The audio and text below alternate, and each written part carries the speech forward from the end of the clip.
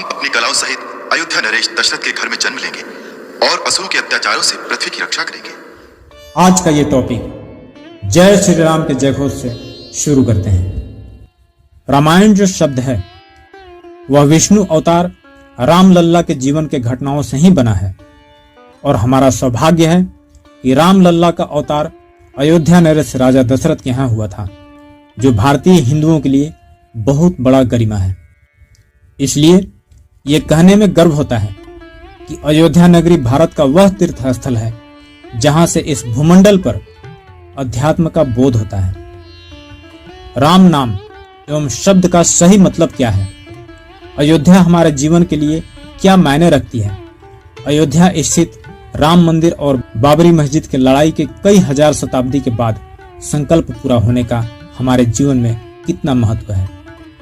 बुराई पर अच्छाई की कैसे जीत होती है, सब कुछ बताएंगे। बने रहिए इस वीडियो के अंत तक। जन समुदाय के जीवन के बीच जो अच्छाई और बुराई के झगड़े हैं, उसे सुलझाने में पूरी रामायण समाप्त हो गए, महाभारत भी समाप्त हो गए, पर ये मसले आज भी लोगों को विचलित कर रही है।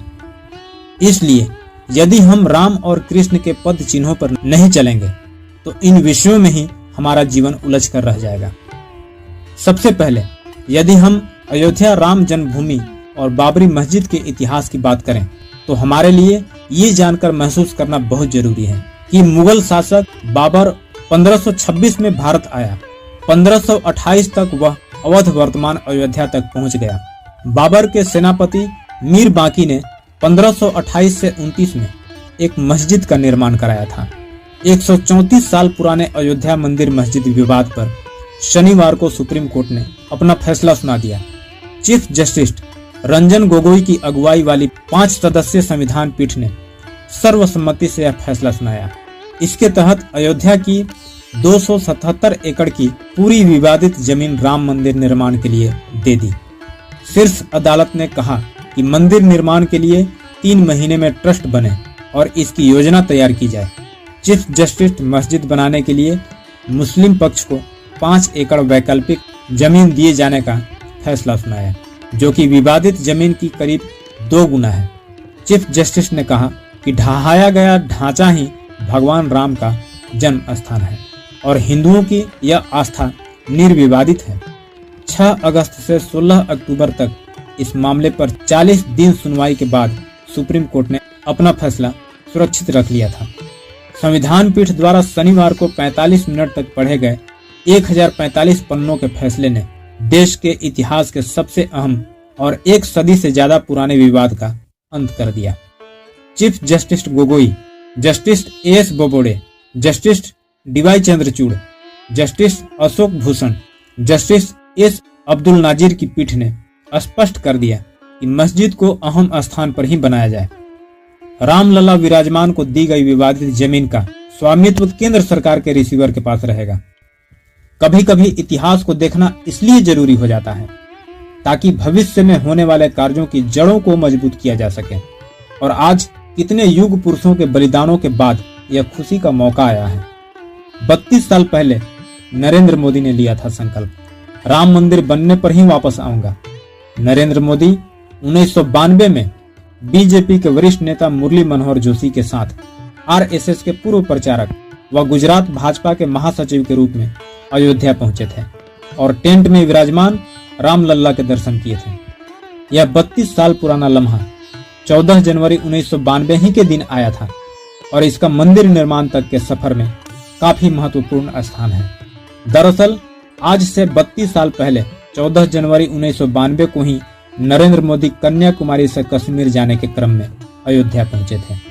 अयोध्या में 22 जनवरी को राम मंदिर प्राण प्रतिष्ठा का आयोजन किया गया है, जिसमें प्रधानमंत्री नरेंद्र मोदी मुख्य यजमान के रूप में शामिल होंगे। राम मंदिर की पहली मंजिल बनकर तैयार हो गई है।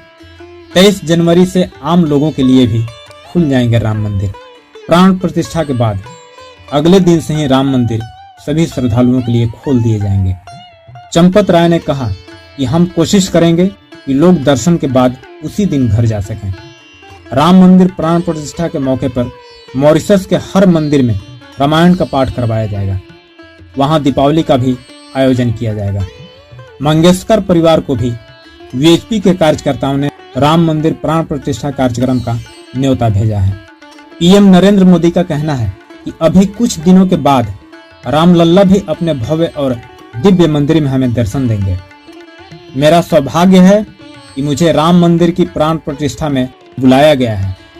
मैंने 11 दिन व्रत अनुष्ठान का एक संकल्प किया हुआ है। श्री राम का स्मरण करेंगे तो माता सबरी का याद आना संभव है। उनके बिना राम का कथा ही संभव नहीं है। दोस्तों, मैं एक बार पुनः उसी बात को दोहराना चाहूंगा कि रामायण जो शब्द है वह विष्णु अवतार रामलल्ला के जीवन के घटनाओं से ही बना है।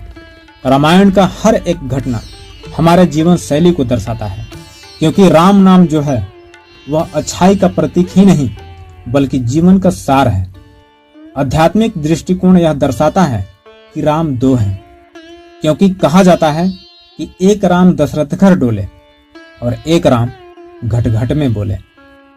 एक राम वह है जो अयोध्या नरेश दशरथ के यहाँ अवतरित हुए और एक राम वह है जो घट घट में है, कण कण में है, अणु अणु में है, जिसे परमात्मा कहते हैं।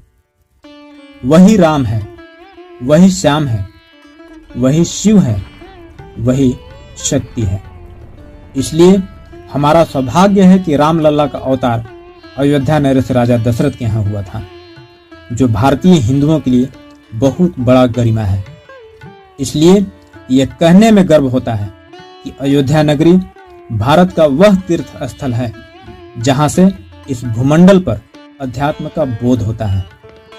और अंत में वीडियो कैसी लगी कमेंट करना और सब्सक्राइब करना ना भूलिएगा। मिलते हैं नेक्स्ट वीडियो में एक नए टॉपिक के साथ। तब तक के लिए जय श्री राम।